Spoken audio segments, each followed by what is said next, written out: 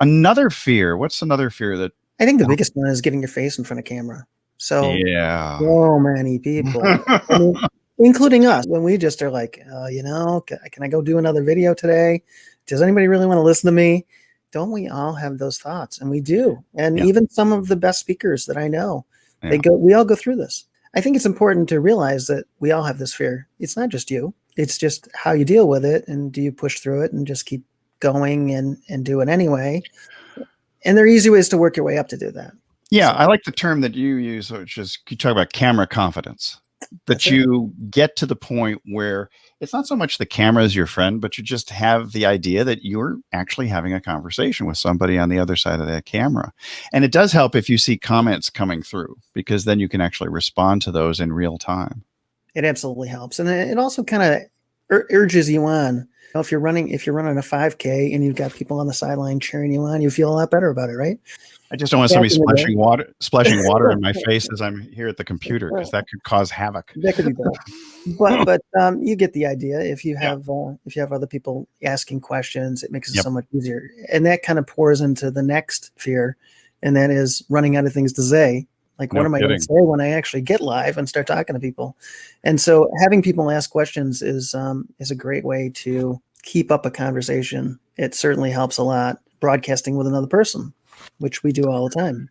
In fact, one of my friends who's a nutritionist up in the LA area, Monica Klein, she and I had done something called Total Health Live, which we did once a week since back around the same time when you and I were broadcasting with respect to what eventually became the Marketing Happy Hour. We started out with "Don't Dream It, Stream It," and then it became we were having adult beverages on Friday afternoons around 5 Eastern, so it became like a happy hour.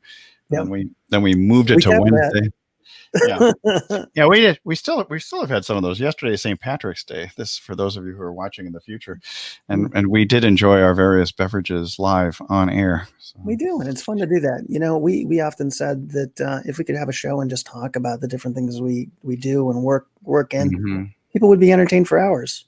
Yeah, I mean, just random stuff like Mhm. RV John. Your love of RVing and things like Sure. that.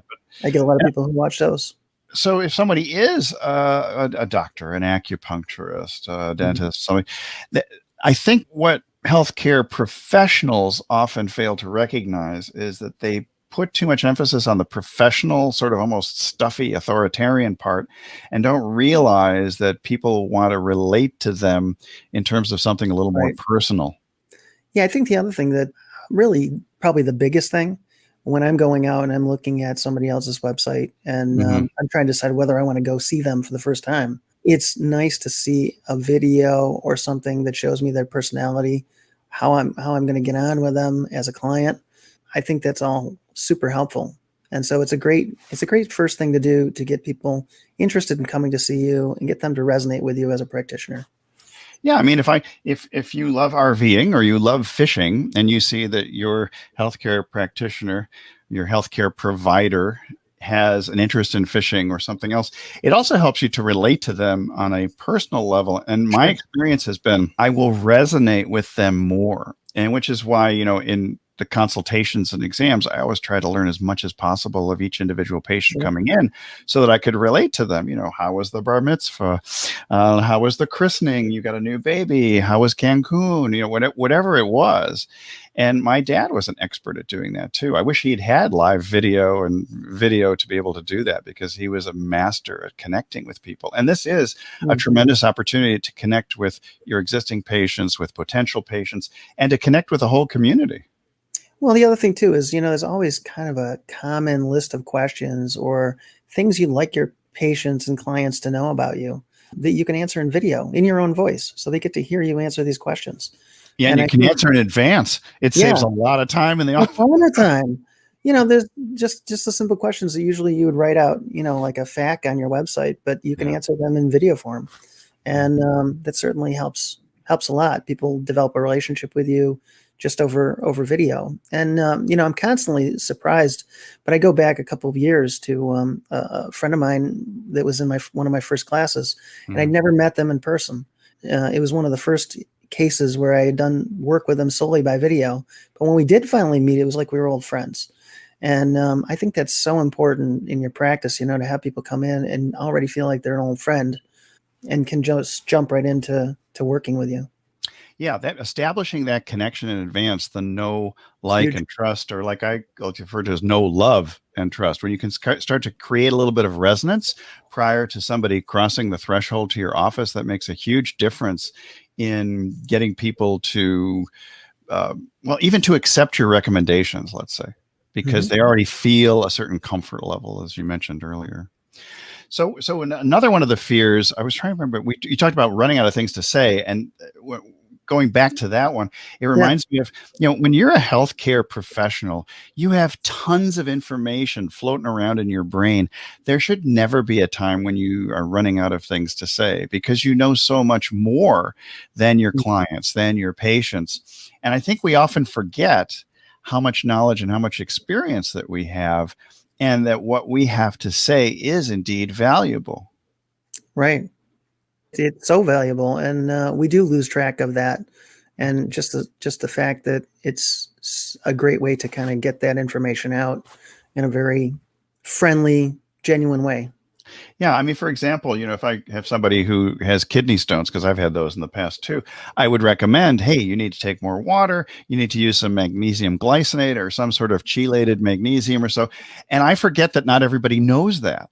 Yeah. And those are little tidbits from 30 plus years of practicing with people in functional medicine and doing these other types of things. So there's never a problem really with running out of things to say. It's the fear that you're going to have long, awkward silences. If you approach it as a conversation, that just doesn't happen.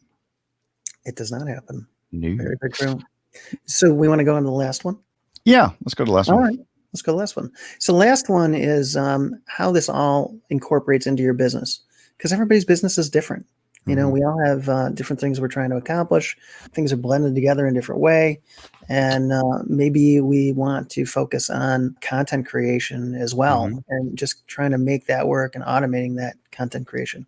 So, I mean, there's so many ways that this can apply to the average business, but most people, I think, want to create more content is the first thing. And then the second thing, as we were talking about, is really to just answer questions that they would normally ask, that would normally get asked of them in this format. I was just thinking, because you stimulated my head immediately, and Yeah. my brain is like popping along here. I was thinking along the lines of, when you are a healthcare practitioner, I think a lot of people have the misconception that you're going to just be selling people on coming into your office, when that couldn't be further from the truth. Because in reality, educational videos, even short ones, 15 seconds, 5 minutes, 10 minutes, are extremely valuable in establishing you as a healthcare authority within your community. I mean, you already have the degree, whether it's MD, DC, DDS, whatever it turns out to be, nurse practitioner. You've got the alphabet soup behind You your do. name, You basically. do. And with that alphabet soup, you have a leg up on almost any other business in your community, because you already have this authority figure of being the doctor, being the nurse practitioner, being the acupuncturist, being the doctor of Oriental medicine, whatever it turns out to be.